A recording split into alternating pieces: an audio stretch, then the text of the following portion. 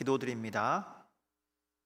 하나님 아버지 감사합니다. 오늘 수요일에 하나님 앞에 나와 예배합니다. 말씀을 듣고자 합니다. 하나님의 말씀을 전하는 자나 말씀을 듣는 자나 오직 하나님 앞에 나아가 은혜를 누리는 복된 시간 될 수 있도록 역사하여 주시옵소서. 주께서 함께 하실 줄로 믿사오며 우리 주 예수 그리스도의 이름으로 기도하옵나이다. 아멘. 네, 오늘은 우리에게 주어진 본문의 말씀을 가지고 빌라델비아 교회에 대해서 함께 말씀을 상고하고자 합니다. 우리 같이 한번 인사해 볼까요? 네, 사랑합니다라고 인사해 보겠습니다. 사랑합니다. 사랑합니다. 네, 우리가 밝은 미소로 이렇게 환하게 사랑합니다라고 인사할 때에 우리의 마음도 밝아지고 우리의 삶에도 하나님의 사랑의 빛이 가득할 줄로 믿습니다. 여러분, 난파되어져 가는 배를 생각해 보셨나요? 배가 큰 위험에 빠져서 배가 가라앉게 생겼습니다. 그때 배의 선장은 어떻게 해야 할까요? 승객보다 그리고 선원보다 마지막까지 그 배를 지켜야 할 것입니다. 승객을 먼저 피신시키고 그리고 배의 선원들을 또 구조하고 그리고 나서 맨 마지막에 자신도 그 배에서 내릴 수 있다라면 그렇게 하는 것이 옳은 것이지요. 바로 그러한 선장이 책임감이 제대로 된 선장이라고 할 수가 있습니다. 마지막까지 남아 있어야 하고 마지막에 내려야 하는 것입니다. 어둠 속에서 촛불은 매우 귀합니다. 어둠 속에서 촛불은 밝게 빛이 나는 것이지요.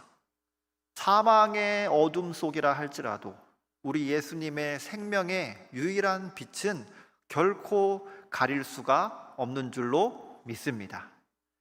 그렇기 때문에 우리는 자기 사람을 위해서 저와 여러분을 사랑하셔서 십자가를 지신 그 예수님처럼 우리는 예수님을 닮아가는 그러한 복된 인생을 살아야 할 줄로 믿습니다.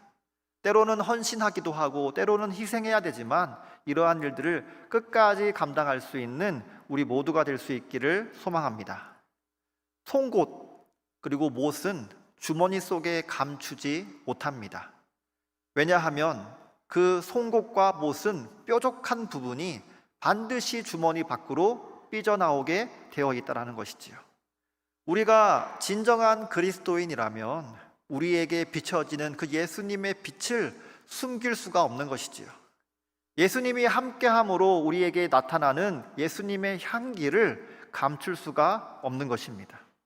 그 어떤 어둠으로도 빛은 숨길 수가 없는 것처럼 우리의 빛 대신 그 예수님의 영향력, 그 믿음의 선한 영향력을 끼치며 좋은 열매를 맺는 저와 여러분 되시기를 간절히 소망합니다.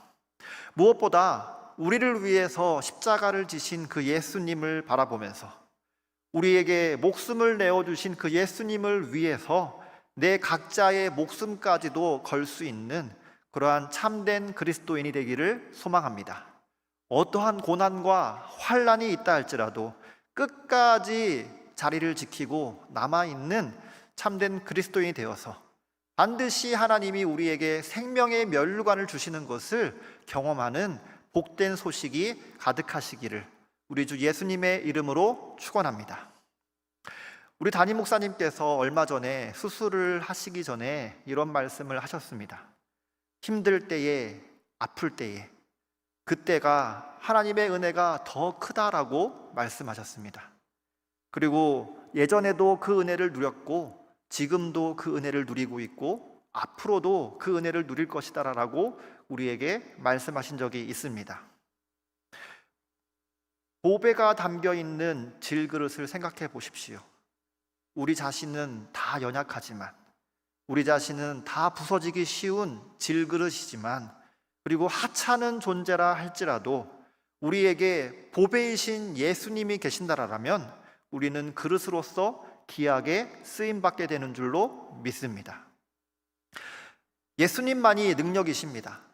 우리는 결코 능력이 없지만 우리 예수님이 함께 하시면 놀라운 일들이 나타날 수 있는 줄로 믿으시기를 소망합니다. 오늘 본문의 말씀을 보시게 되면 당시에 빌라델비아 지역의 모든 교회들에게 하시는 말씀이 잘 나타나 있습니다. 그리고 이 말씀은 우리 사랑스러운 교회에도 주시는 말씀이고, 또 특별히 저와 여러분에게 오늘 이 자리에서 우리에게 생명과 복을 주시는 귀한 말씀인 줄로 믿으시기를 바랍니다. 오늘 본문의 말씀을 7절부터 13절까지인데요, 이것을 세 개의 단락으로 나누어 볼 수가 있습니다. 첫 번째 단락은 서론인데요, 7절에 해당하는 말씀이지요. 이 7절에 해당하는 말씀에 이 편지를 누가 썼는지, 이 편지를 누가 받는지 잘 나타나 있습니다. 예수님이 쓰셨고 빌라델비아 지역 교인들에게 썼다라는 것을 잘 나타내고 있다라는 것이지요. 또 8절에서 10절을 보게 되면 본론에 해당하는데 서머나 교회처럼 칭찬만 나타나 있습니다. 7개 교회 중에서 칭찬만 받은 교회가 2교회가 있는데 서머나 교회와 오늘 본문의 빌라델비아 교회인 것이지요. 왜 이 2교회는 칭찬만 받았을까요? 너무나도 절실하게 위로와 격려와 칭찬이 필요했기 때문입니다. 그만큼 힘들었기 때문에, 꺼져가는 등불과 같았기 때문에 칭찬하시는 것입니다. 그리고 그 칭찬하심으로 인해서 그 불을 살리시는 것이지요. 기름을 제공하고 활력을 불어넣으면서 그 불이 다시 활활 타오를 수 있도록 하시기 위해서 그렇게 하시는 줄로 믿습니다. 그리고 마지막 결론 부분을 보게 되면 11절에서 13절에 해당하는데, 여기에는 현재의 칭찬 이후에 미래에 대한 소망을 약속하고 있는 것이지요. 다시 한번 앞으로의 삶을 살아갈 수 있는, 믿음의 여정을 계속해서 이어갈 수 있는 힘과 용기를 주는 권면의 말씀들로 채워져 있다는 것입니다. 왜 하나님께서 이러한 말씀을 주셨을까요? 왜냐하면 이 빌라델비아 교회를 하나님이 너무나 사랑하셨기 때문입니다. 너무나 작고 보잘것없고 힘이 없고 이제는 다 죽어가는 교회이지만 하나님께서 사랑하셔서 그렇게 말씀하시는 줄로 믿습니다. 마찬가지로 오늘날 저와 여러분에게도 동일하게 우리를 귀하게 여기시고 우리를 존귀히 여기셔서 아무리 내가 보잘것없고 연약한 자라 할지라도 하나님은 사랑해 주시는 줄로 믿습니다. 먼저 오늘 7절의 말씀을 보십시오. 7절의 말씀에 이렇게 말씀합니다. 빌라델비아 교회의 사자에게 편지하라. 거룩하고 진실하사 다윗의 열쇠를 가지시니 곧 열면 닫을 사람이 없고 닫으면 열 사람이 없는 그가 이르시되라고 말씀합니다. 빌라델비아 교회에 대해서 이야기하고 예수님에 대해서 설명하고 있습니다. 빌라델비아라는 그 이름은 사실 헬라어 2단어가 합쳐진 것이지요. 특별히 필로스라는 사랑과 그리고 아델포스라는 형제라는 단어가 합쳐진 단어입니다. 그러니까 어떤 뜻이 되나요? 형제 사랑이라는 뜻을 가지는 것입니다. 실제로 빌라델비아 도시는 BC 2세기경에 유메네스 2세와 그의 동생 아타루스 빌라델푸스가 함께 도시를 창립하였습니다. 도시를 세운 것이지요. 그 둘에 의해서 도시가 번성하게 된 것입니다. 그래서 이 두 형제의 사랑을 기리기 위해서 그렇게 도시의 이름을 빌라델비아라고 명명한 것입니다. 그런데 이 빌라델비아 도시는 어떤 도시냐 하면 사실 화산지대에 세워진 도시입니다. 지진의 위험이 있는 것이지요. 그런데 왜 그러한 곳에 도시를 세웠을까요? 왜냐하면 그곳이 너무나 비옥한 땅이기 때문입니다. 특히나 포도 농사에 너무나 적합한 땅인 것이지요. 그래서 그 지역에는 이방신들이 있었는데 특별히 술의 신 디오니수스를 숭배하는 이방의 종교가 있었다라는 것입니다. 그리고 실제로 이 도시에 큰 지진이 있게 되는데 AD 17년에 예수님이 이 땅에 성육신하신 이후에 17년에 빌라델비아를 강타한 큰 지진이 있었다라는 것입니다. 수많은 건물이 다 무너졌고 그리고 경제는 곤두박질을 하면서 그 도시는 내리막길로 향하게 되었다라는 것이죠. 그래서 그 당시에 로마 황제였던 티베리우스 황제가 5년 동안 세금을 감면해 주면서 재건을 돕도록 했다라는 것입니다. 그리고 그 도시의 이름을 새 가이사라라고 하면서 별명도 새로운 이름도 주었다라는 것이지요. 그리고 나서 다행히도 이후에 AD 60년경에 또 큰 진이 소아시아 지역에 있었는데 그 옆에 있던 라오디아게 도시는 완전히 무너졌습니다. 완파되었다라는 것이죠. 그런데 다행히도 이 빌라델비아는 약간의 피해만 있었고 언제나 잘 감당할 수 있는 도시가 되었다라는 것이죠. 또 AD 92년에 어떤 일이 있었냐면 소아시아 전체 지역에 7개 교회가 있는 그 전체 지역에 큰 식량의 부족의 문제가 있었는데 이 빌라델비아는 비옥한 땅이 있었기 때문에 식량에도 큰 문제가 없이 잘 모변할 수가 있었다라는 것입니다. 이러한 역사적인 배경 속에서 우리 예수님이 이 교회를 향하여 말씀을 하시는 것입니다. 빌라델 교회는 어떤 성도들이 모였을까요? 화산과 지진의 위험이 있었고 실제로 큰 어려움이 있었는데 그 도시가 멸망의 길로 내려가는 그 가운데에서도 남아있는 자들로 구성이 되었다는 것입니다. 한번 큰 지진을 겪었기 때문에 수많은 사람들이 그 도시를 떠났습니다. 그런데 다 떠난 것이 아니라 남은 자들이 있었다는 것이지요. 그리고 그 지역에 있는 성도들은 어떠한 사람입니까? 남은 자 중에 남은 자인 것입니다. 특별히 도시에 대한 애착심이 강하였고 도시를 떠나지 아니하였고 도시에 대한 그 신뢰를 끝까지 감당했다는 것입니다. 그 도시를 끝까지 지키고자 했다는 것이지요. 그러니 그들이 예수님을 믿은 다음에 어떠한 믿음을 가졌을까요? 예수님을 끝까지 믿는 것입니다. 어떠한 고난과 고통이 있다 할지라도 너무나 무력해서 무너지고 무너진다 할지라도 그 작은 능력이 있다 할지라도 끝까지 예수님을 붙드는 그러한 신실한 믿음의 사람들로 구성되어져 있었다는 것이지요. 사실 위험을 감수해서라도 크나큰 압도적인 이익을 얻을 수 있다라면 우리는 거기에 충분히 희생할 수 있는, 거기에 우리의 모든 것을 걸 수 있는 그러한 가치가 있는 것이지요. 다 좋을 수는 없지만 나쁜 점도 있고 위험한 점도 있지만 장점이 많다라면 그 도시에 남아있을 이유가 있었다라는 것입니다. 그래서 큰 어려움 속에서도 끝까지 신뢰하고 애착심을 가졌고 중도에 포기하지 않고 중도에 낙마하지 않고 끝까지 도시를 지키며 그곳에서 예수님을 믿는 자들이 교회를 섬겼다라는 것입니다. 바라옵기는 저와 여러분이 이러한 믿음을 가질 수 있는 은혜가 있으시기를 예수님의 이름으로 축원합니다. 서머나 교회가 칭찬만 받은 교회고요, 빌라델비아 교회가 칭찬만 받은 교회입니다. 이 두 교회에 세 가지 공통점이 있습니다. 첫 번째는 서머나 교회는 이렇게 하나님이 말씀하셨습니다. 내가 내 환난과 궁핍을 알거니와. 너무나 가난하다는 것이지요. 너무나 고통 속에서 힘겨워한다는 것이지요.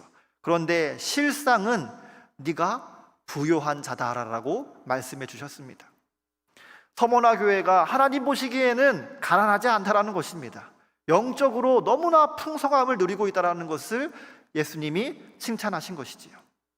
또 이 빌라델비아 교회를 향하여서는 이렇게 말씀하셨습니다. 네가 작은 능력을 가지고서도, 여기서 작은 능력에서는 미크로스란 단어가 쓰였는데 오늘날 영어로 마이크로에 해당합니다.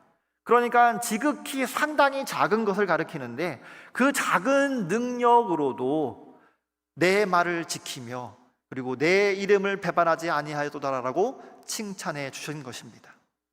또 이 두 교회에는 같은 어려움이 있었는데 자칭 유대인이라는 사람들이 회방을 놓고 비방을 놓는 점이 있었다는 것이죠. 그래서 예수님이 이렇게 말씀하십니다. 자칭 유대인이라는 사람들, 그 사람들은 실상은 유대인이 아니고 사단의 회당이라고 그렇게 서머나 교회에게 알려주신 것이지요. 그리고 빌라델비아 교회는 이렇게 말씀합니다. 보라, 사탄의 회당 곧 자칭 유대인이라 하나 그렇지 아니하고 거짓말을 하는 자들 중에서 며칠 내게 주어 그들로 와서 내 발 앞에 절하게 하고 내가 너를 사랑하는 줄 알게 하리라 라고 그렇게 말씀하신 것입니다. 또 서머나 교회를 향하여서는 이렇게 말씀하신 것이지요. 너는 장차 받을 고난이 있는데 두려워하지 말아라. 볼지어다 마귀가 장차 너희 가운데 몇 사람을 옥에 던져 시험을 받게 할 것인데 너희가 10일 동안 환난을 받으리라. 그렇지만 죽도록 충성해라. 그러면 네가 생명의 면류관을 얻게 된다라고 말씀하셨던 것이지요. 또 오늘 빌라델비아 교회를 향하여서도 동일하게 말씀하십니다. 아무도 네가 받은 그 내 면류관을 빼앗기지 않도록 해라라고 권면하시고 있다는 것입니다. 사랑하는 성도 여러분, 우리가 인생을 살면서 어려운 일, 힘든 일을 당할 수가 있습니다. 그러할 때 우리는 어떻게 해야 될까요? 연약하고 그 무력함 속에서 함몰되거나 넘어질 필요가 없는 것입니다. 때로는 몸이 아플 수가 있고요, 마음이 아플 수가 있고요, 영혼이 아플 수가 있습니다. 그러할 때 우리는 어떻게 해야 될까요? 하나님의 말씀을 붙들어야 할 줄로 믿습니다. 꽃은 시들고 풀은 마르지만 우리 하나님의 말씀은 영영이 서는 영원한 생명력이 있는 말씀인 줄로 믿습니다. 그 변치 않는 하나님의 능력의 말씀을 통하여서 우리의 삶이 생명력 있게 일어나는, 그리고 놀랍게 변화되는 그러한 일들을 체험하는 복된 일들이 가득하시기를 바랍니다. 로마서 15장 4절에 이렇게 말씀합니다. 같이 한번 읽어보겠습니다. 무엇이든지 전에 기록된 바는 우리의 교훈을 위하여 기록된 것이니 우리로 하여금 인내로 또는 성경의 위로로 소망을 가지게 함이니라. 아멘. 성경에 기록된 말씀들, 특별히 우리 교훈을 위해서 주신 이 모든 말씀들, 이 기록된 말씀들은 우리로 하여금 인내하게 하는 것입니다. 고통이 있을 때, 환난이 있을 때에 인내하게 합니다. 그리고 성경의 위로를 우리에게 허락하시는 것이지요. 그리고 우리로 하여금 절망하지 않게, 낭망하지 않게, 원망하지 않게 소망 가운데로 인도하시는 줄로 믿습니다. 그러한 은혜를 누릴 때에 우리는 하나님 앞에 또 칭찬을 받으며, 그리고 하나님 앞에 감사할 일들, 찬양할 일들을 하나하나 세워보면서 그렇게 하나님께 가까이 나아가게 되는 줄로 믿습니다. 오늘 본문의 말씀을 보게 되면 우리 예수님은 어떠한 분이신지 잘 나타나 있습니다. 우리 예수님은 거룩하시다라고 말씀하십니다. 그리고 우리 예수님은 진실하시다라고 말씀하십니다. 쉽게 말해서 흠이 없으시다라는 것이지요. 깨끗하시다라는 말씀입니다. 오염이 없으십니다. 그렇기 때문에 하나님의 시선도 올바를 수밖에 없고 하나님의 생각과 판단도 바를 수밖에 없고 그의 심판과 그의 모든 행동은 다 공평할 수밖에 없다는 것입니다.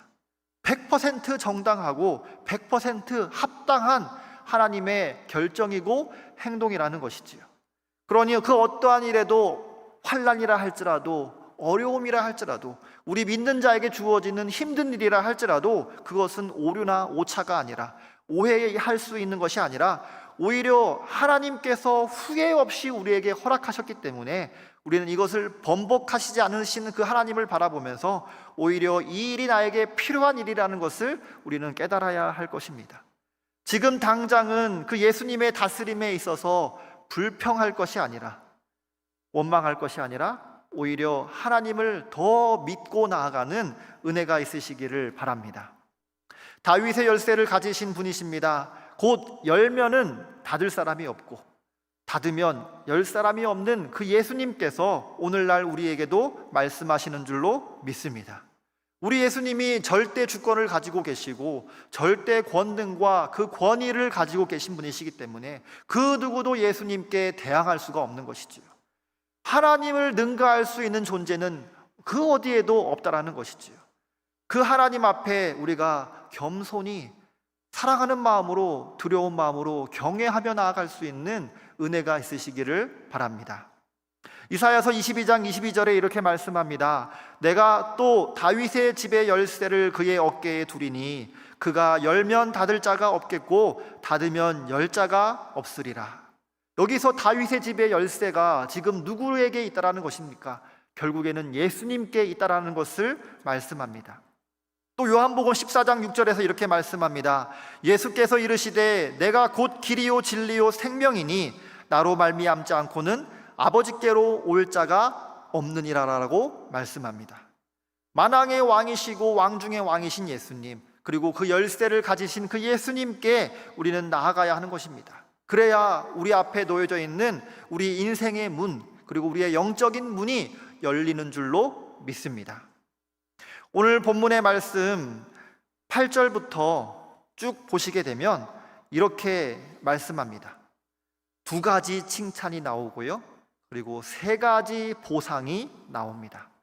그 두 가지 칭찬은 무엇인가요? 빌라델비아 교회가 작은 능력을 가졌음에도 불구하고 하나님의 말씀, 예수님의 말씀을 잘 지켰다라는 것이지요.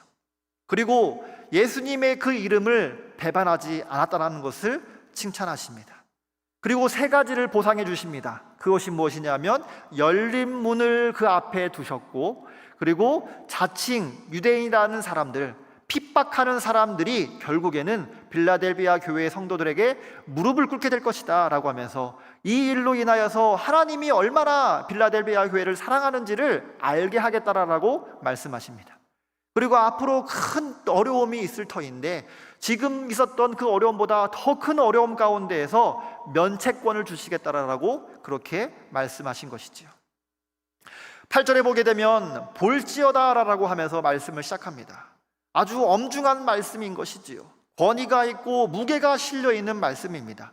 그 예수님께서 너 앞에, 빌라델비아 교회 앞에 열린 문을 두었다라고 말씀합니다. 여러분, 우리의 인생에 여러 가지 관문들이 있습니다. 우리 아이들, 우리 학생들, 우리 자녀들에게는 학업의 문이라는 것이 있고요. 그리고 진학의 문이 있습니다. 또 청년들, 그리고 저와 여러분 같은 어른들에게는 어떠한 문이 있을까요? 취업의 문이 있고, 진급의 문이 있고, 결혼의 문이 있고, 자식을 낳는 태의 문이 있는 것이지요.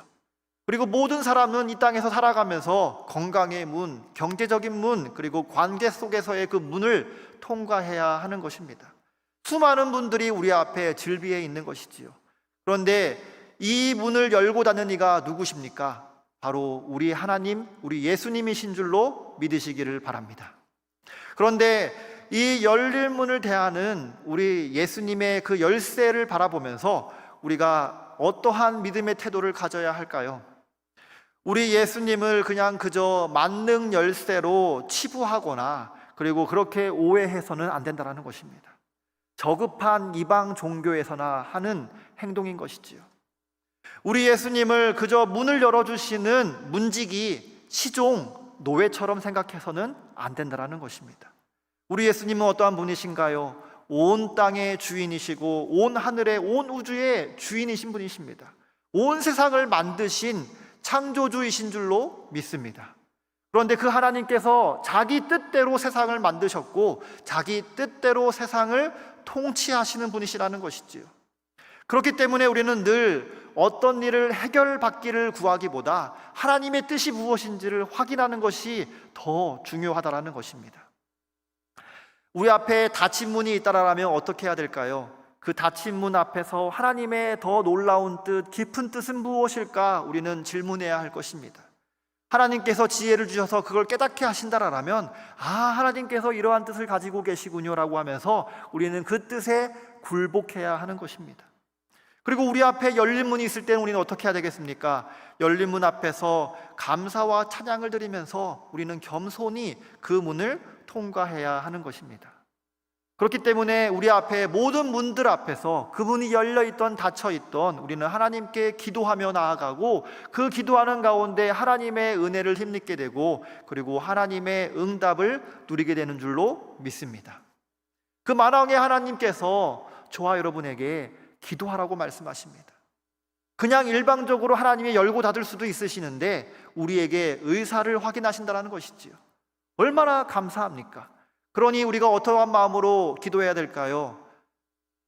주인에게, 자신의 사장에게 직원이 결제를 올리듯이 그렇게 기도해야 할 줄로 믿습니다. 당장 나에게 필요한 것이 이러한 것이 있습니다. 나에게 어려움이 이러한 것이 있습니다. 이것을 어떻게 하면 좋을까요? 라고 하면서 하나님께 지혜를 구하며 하나님께 결제를 올리는 것이지요.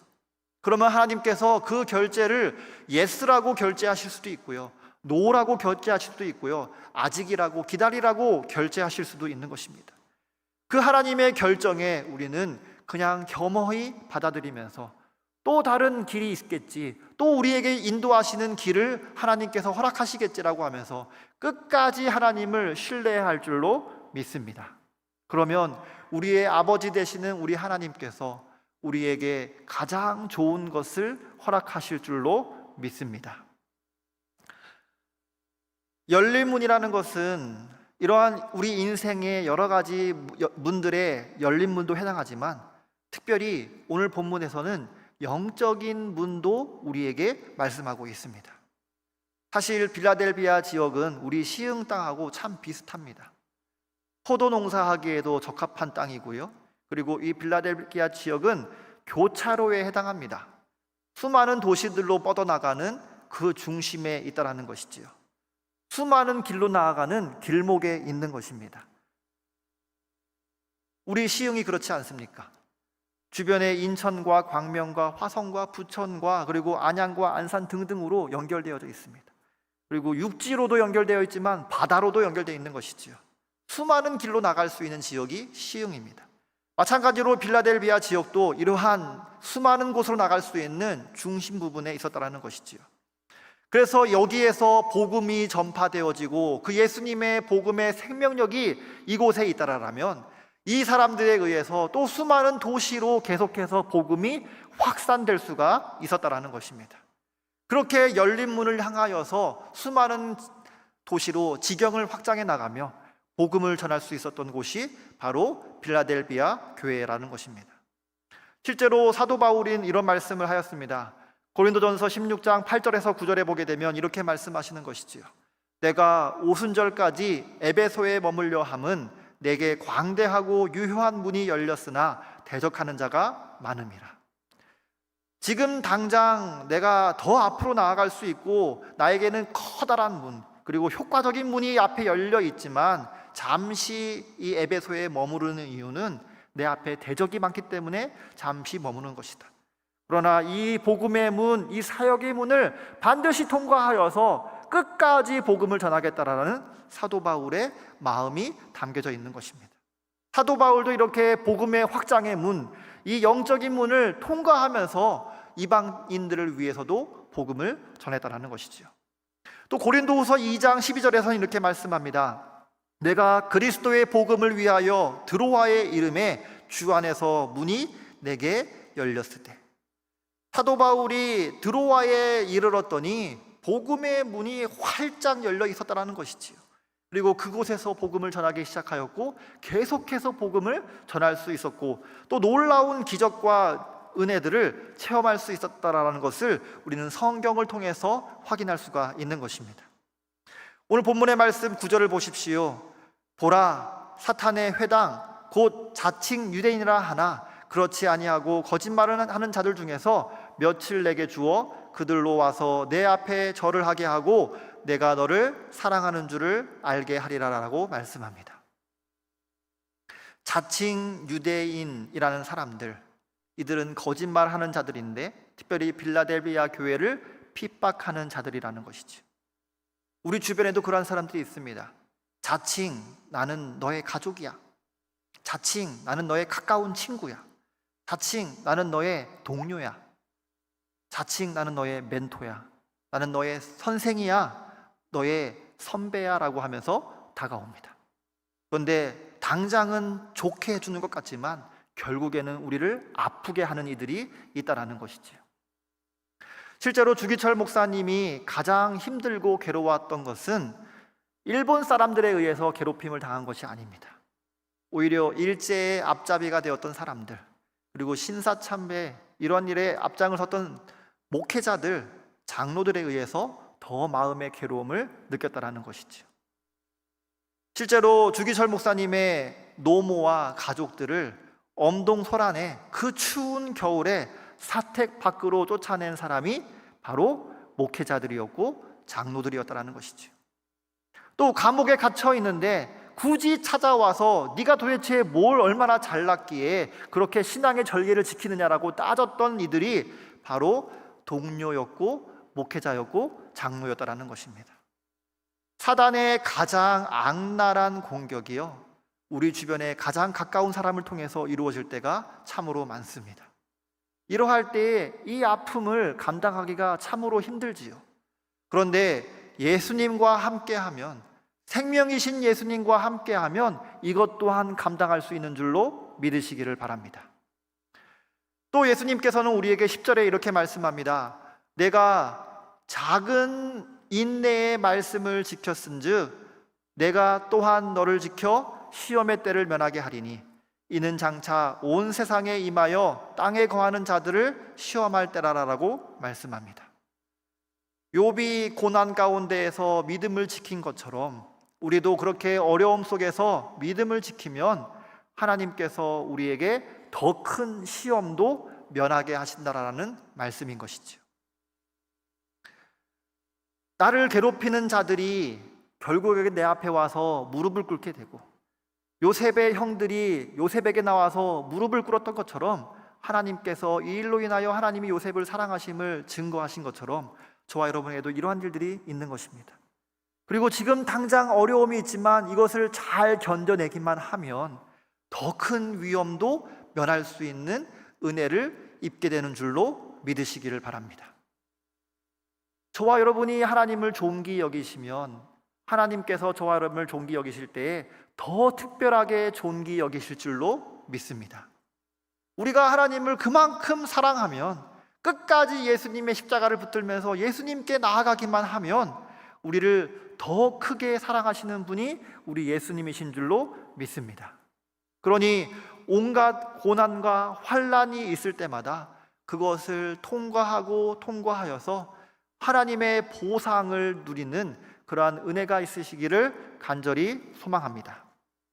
우리 예수님은 거룩하시고 진실하셔서 그 모든 판단과 다스림과 심판과 보응까지도 공평한 줄로 믿습니다.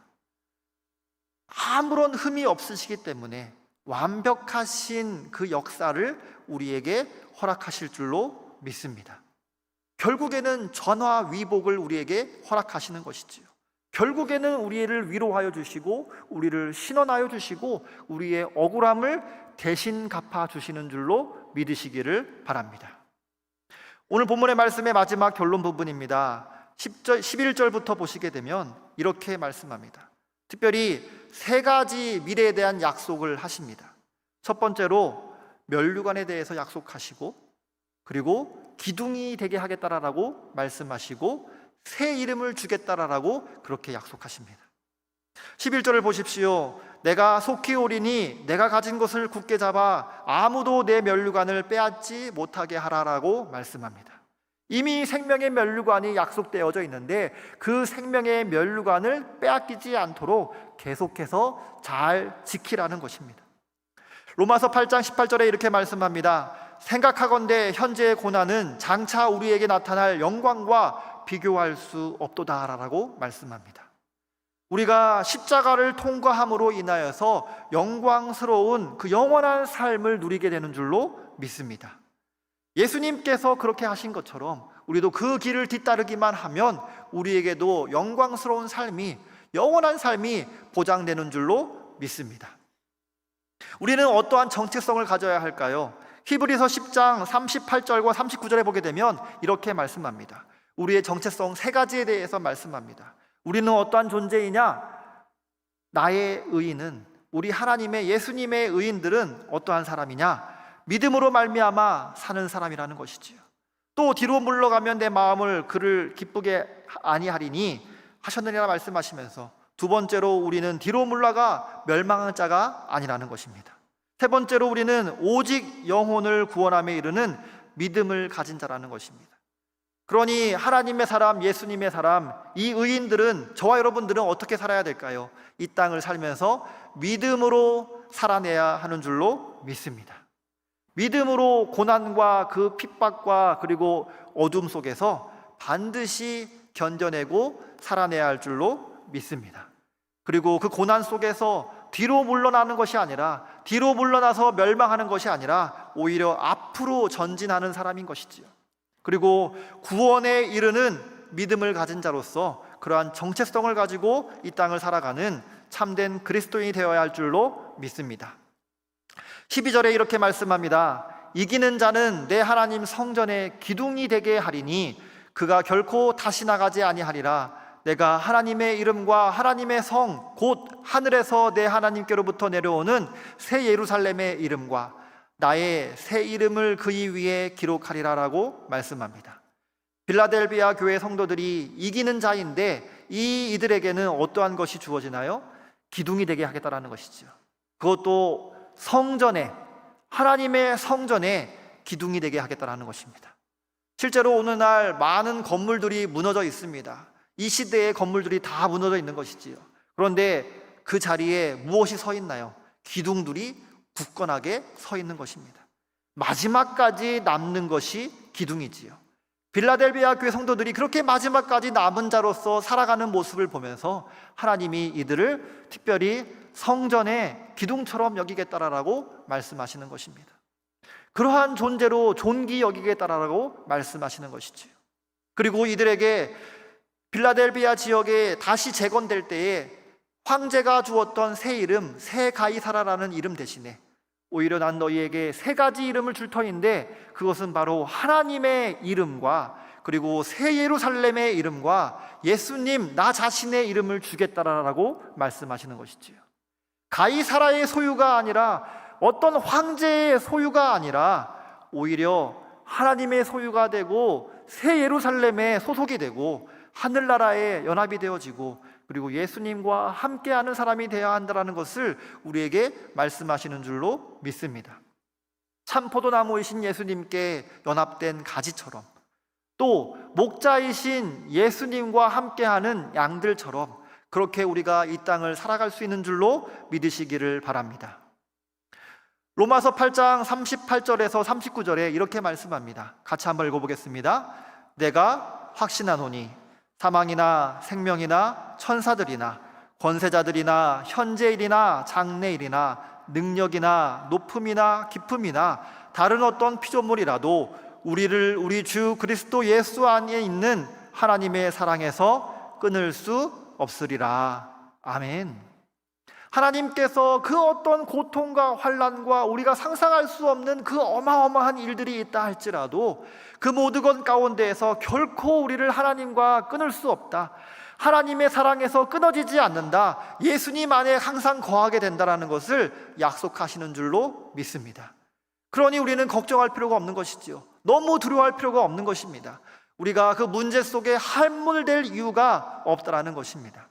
항상 우리는 하나님과 연결되어져 있고 예수님과 함께하고 있기 때문에 결국에는 우리가 안전한 삶을 살게 될 것이고 평안한 삶으로 나아가게 될 것을 확신할 수 있는 저와 여러분 되시기를 소망합니다.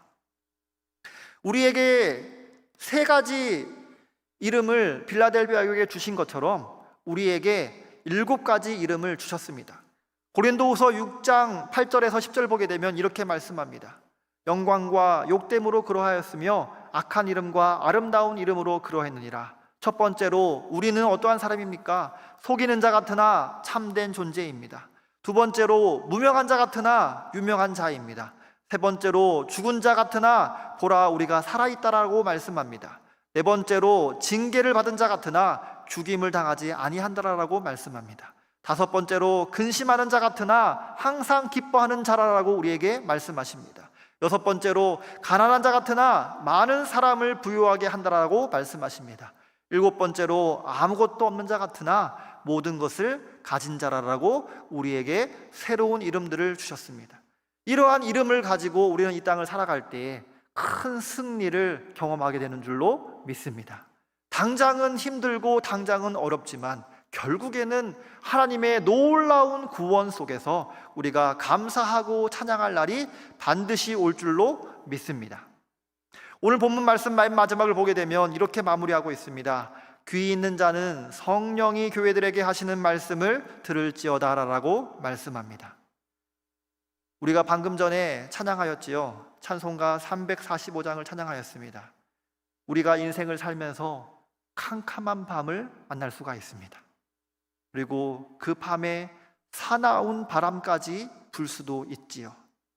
또 그 길을 가는데 바닷길에서 만경창파 그 망망한 바닷속에서 홀로 배 한 척에 남아있을 수도 있다는 것입니다. 그런데 계속해서 비바람이 몰아칠 때에 절망 중에 사공이 벌벌 떠는 것처럼 우리가 떨 수도 있는데 그렇게 위태하고 가련하다 할지라도 우리 예수님이 찾아와 주십니다. 그리고 우리에게 한 줄기 빛을 비춰 주십니다. 우리는 그 예수님을 맞이하면 되는 것이지요. 우리의 배에 선장으로 모시어 드리면 되는 것입니다. 그러면 예수님께서 그 성난 풍랑을 잔잔하라라고 명령하십니다. 그러면 실제로 그 바다는 잔잔해질 것이고, 결국에는 그 배의 사공이신 예수님께서 저와 여러분을 소망의 항구로, 반드시 우리가 가야 할 땅으로, 새 땅으로 이르게 하실 줄로 믿습니다. 하나님은 우리가 고통 속에서 끝까지 믿음으로 감당하기만 하면 우리를 칭찬하시고 격려하시고, 꺼져가는 불꽃 같다 할지라도 반드시 그 불을 살리실 줄로 믿습니다. 끝까지 책임져 주시고, 끝까지 붙들어 주시고, 영원한 생명의 길로 나아갈 수 있도록 함께 하시는 줄로 믿습니다.